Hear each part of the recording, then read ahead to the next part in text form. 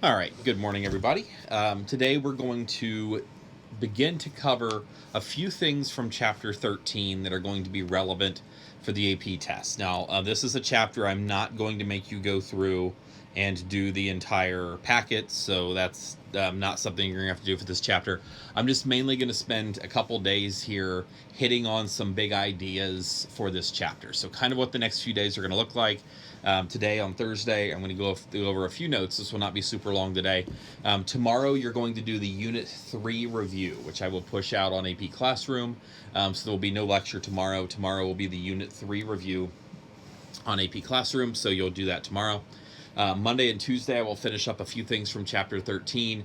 On Wednesday of next week, you're going to have a short, just one question quiz over 13. So it'll mainly be over the things that I'm going to go over in this chapter, not anything super difficult.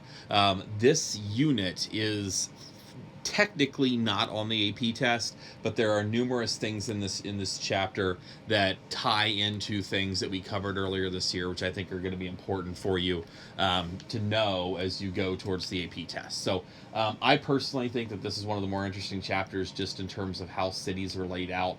This is something you're all probably familiar with. There's just a lot of things in this chapter that you've seen before that you've never probably really thought of in terms of why things are what they are when it comes to cities. Now, if you're watching this early in the morning, remember I've got the AP. The Google Meet thing I'm going to do this morning. So if you're watching this early, please hop on there if you have any questions about the AP test or anything, end of the school year, anything like that. I'll be happy to answer any questions you have if I have the answers to those questions.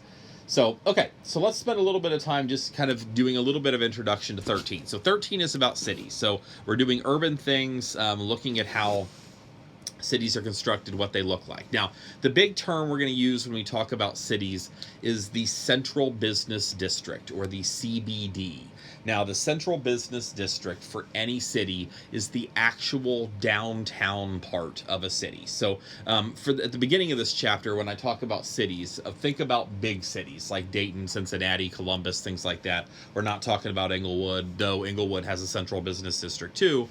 We're not talking about that right now. So let's pay attention to big cities right now.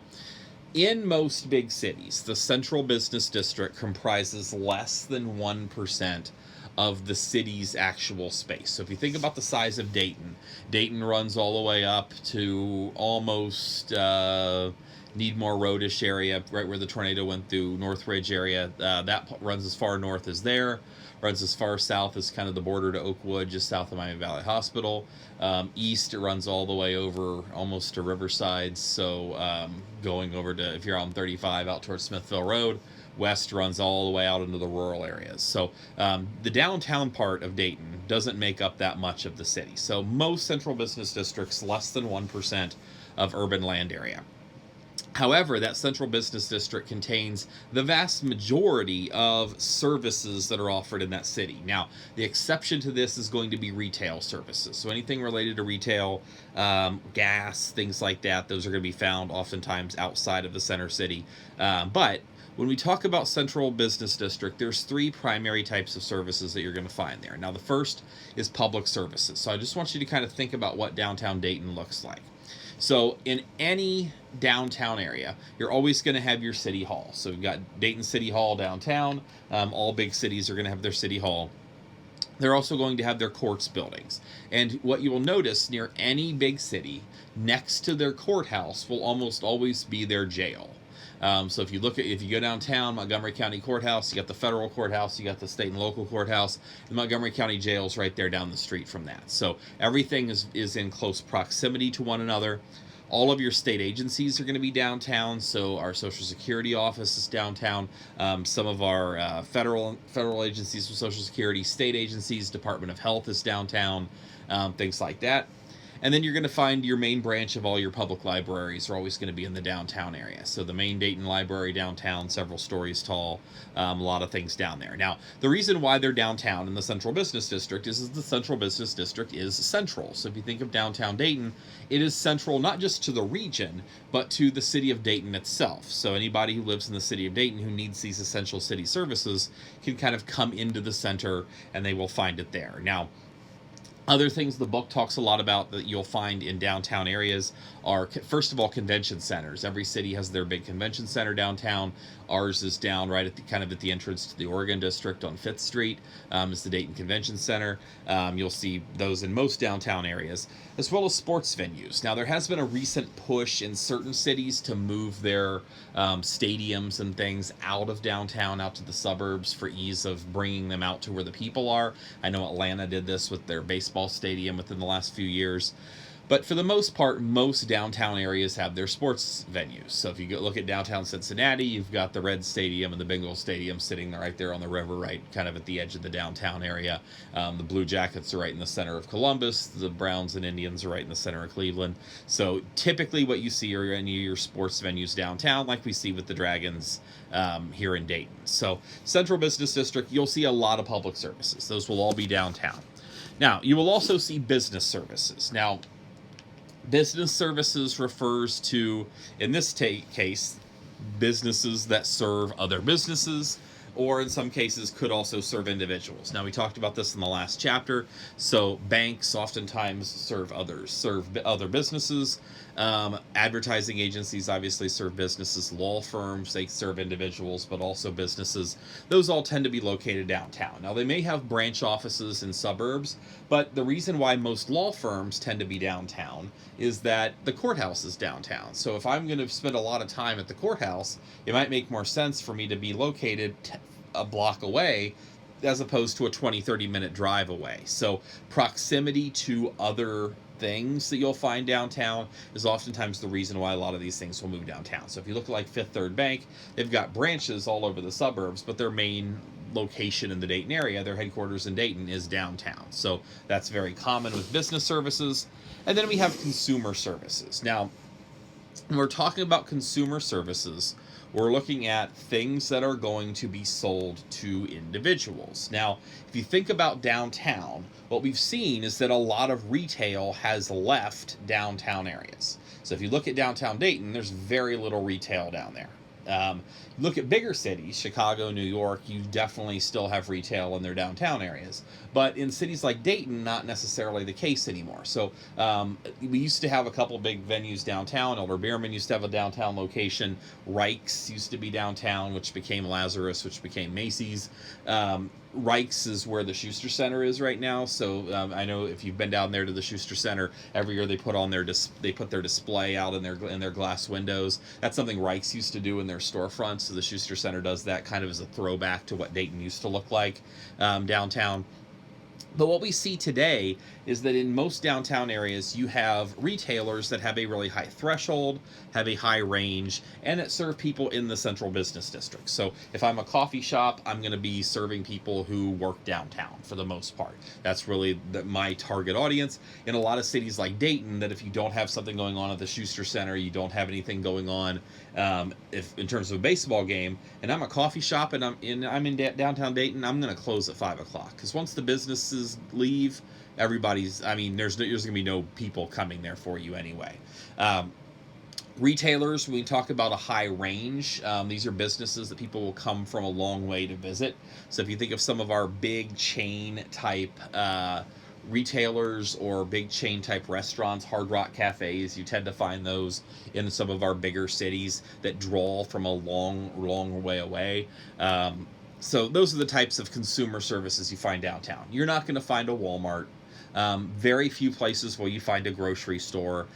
We've seen that shift to the suburbs, and as residents have shifted to the suburbs, the range of some of those businesses is a lot smaller, so it doesn't make sense for there to be as much retail downtown in a city like Dayton as there would to have retail in the suburbs where the vast majority of people live. So Central Business District tends to focus on those three things. Now, I think this is kind of an interesting thing to look at.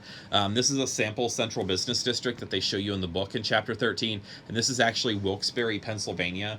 But you can see a lot of commonalities that you see with the city of Dayton. So they got a river running through the middle of Wilkes-Barre here, and right along the river they've got this green space, and this is a park, and this is kind of exactly what Riverscape looks like in Dayton.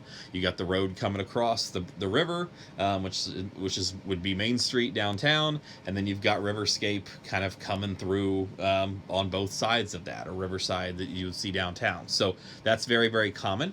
You also have that green space there in the center. If anybody's been downtown, Dayton's built some sort of outdoor concert venue down in the middle of downtown and some green space. That's very, very common.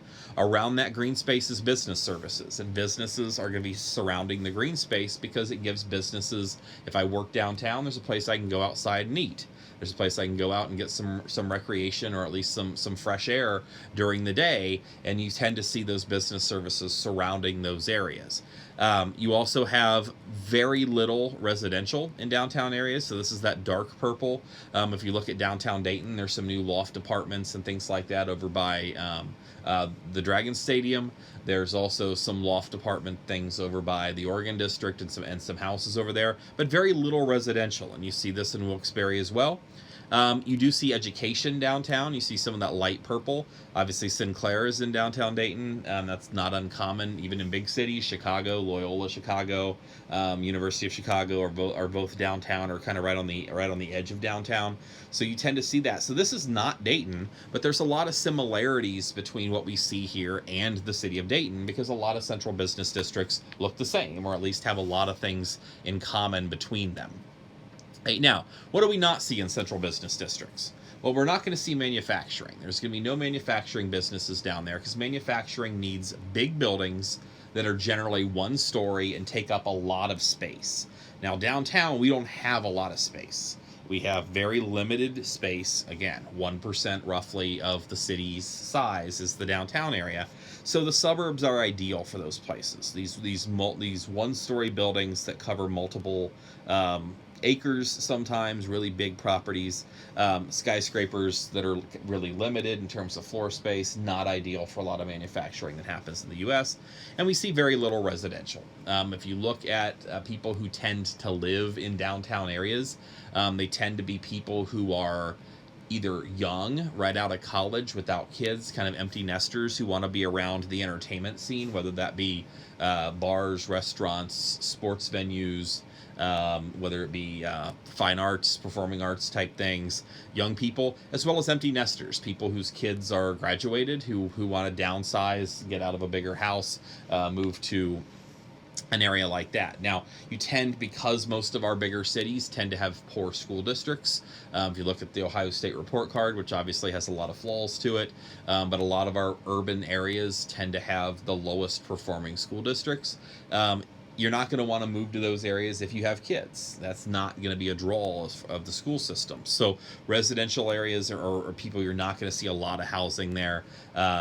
You tend to see today kind of the redevelopment of like loft style apartments, things like that, smaller spaces. There's no land for yards and things like that, obviously, which is reasons why people went to the suburbs in the first place. So again, not going to see manufacturing, not going to see residential. You tend to see a lot of other services. Now, last thing for today, competition for land. And I think this is really, really critical, is when you have these areas that are really clustered and you're trying to pack in as much as possible. So if you think of a big city, look at Chicago. Chicago is obviously built out. Their downtown is enormous as it stretches for miles in a couple different directions. But most downtowns are not like that. So when you have a lot of competition for space, you have really, a lot of people have viewed it historically as you have one option. You have to build up. You build skyscrapers. You can also build down. And we have several cities around the world that have what we call underground central business districts. And I will tell you, one of the cooler cities I've ever been to in my life is Montreal. And Montreal is built on an island, so there's very little room to expand because they're on an island. So instead of building up, which they have built up, there's a lot of skyscrapers in Montreal, they've also built an underground central business district. So obviously Montreal, it's a lot farther north from here, so it's cold in the winter, get a lot of snow, so people don't really want to be walking around outside. But what they have is they have their downtown, but in their downtown they don't have any restaurants and shops and things like that. All of that, or they have some, but not a lot. but a lot of that's underground. So we have kind of this underground network that kind of connects all of these buildings together. So if I have a meeting a block over, instead of walking outside where it's cold, I can go underground and walk and go there that way and pass by a coffee shop or a whatever on the way there. So this underground central business district is really, really convenient. Now, it was pretty easy to do in certain places because a lot of our telephone, electric, cable lines are underground today, so connecting them to new things isn't all that difficult. So again, that's not super common. There's some places right outside DC. Every year the academic team goes to a tournament in Arlington, Virginia, and Arlington, Virginia has some underground shopping areas kind of where it connects to the subway. So that's not super uncommon, but again, you don't see anything like that in Dayton. In terms of any sort of underground central business district, because we have a little bit more room to expand. Now, skyscrapers are obviously the most common attribute that a lot of people think of when they think of downtown areas. The price to get into one of those buildings is really, really high. So oftentimes in cities like Dayton, some of our smaller cities, you have a lot of vacancies. There was a thing a couple of years ago, the Kettering Tower, which is one of the largest buildings in Dayton, had 30% occupancy, meaning 70% of that building was empty because it's so expensive to rent space there. In Dayton, I think they did a study a few years ago. It said that something to the effect of our major skyscrapers in downtown, if we consolidated and packed people into like 3 of them, we could knock down the rest of them because we have so much space available in a lot of these buildings because it's expensive. You want people, you pay for convenience, and if I'm a law firm and I want to be downtown, I'm going to pay for it, and I'm going to have to pay higher rent for that. There's certain types of businesses that don't want to be in a skyscraper. Now, obviously, we've talked about manufacturing, but let's say I'm a coffee shop. Unless I can be on the first floor and I can capitalize on street traffic, I don't want to be on the 5th floor of a skyscraper, because unless everybody knows I'm there, I'm some high-end place that everybody's going to venture to that building specifically for me, I'm not going to get any street traffic. I'm not going to get anybody who stops by my restaurant because they saw me there. Now, down in Cincinnati, there's a revolving restaurant on the top floor of a hotel. That's a different story. Everybody kind of knows it's there. But for the most part, if you're not on the first floor, retail establishments don't really want to be in skyscrapers. A lot of these skyscrapers are converting some of their upper floors into apartments and things like that, just to kind of take advantage of the fact that they have the view from a lot of places is really, really nice. They've kind of taken advantage of that, but they've had to convert some of these skyscrapers into other things because we do have a lot of vacancies, particularly when the economy goes south. So if you look at a situation like right now, economy's been pretty good, but we still had vacancies. So now that we have a lot of people out of work, this situation could get worse in terms of a lot of vacancies there. Okay, so that's just kind of an introduction. Central business districts, when you hear that, we're talking about the downtown area and the types of things that you'll find there. Okay, now, your writing prompt for today, and this will be pretty easy today. I want you to kind of describe for me downtown Dayton. Okay, so just from whatever you know, okay, tell me the types of things you see there. Tell me the types of things you don't see there. You can kind of use the terminology from this chapter. And in what ways does it seem like downtown Dayton is designed well? And in what ways does it seem like downtown Dayton is designed poorly? And there's a lot of things that they have changed about downtown over the last couple decades in terms of its structure. So I just want you to kind of talk about that. So just from your perspective, what is good in terms of the design of downtown Dayton and what isn't good? Okay, that's it for today. Hope everybody has a really good day. Tomorrow you'll have that AP review, so hop on some point tomorrow on AP Classroom and do that. And I will talk to you again all on Monday. Have a great weekend.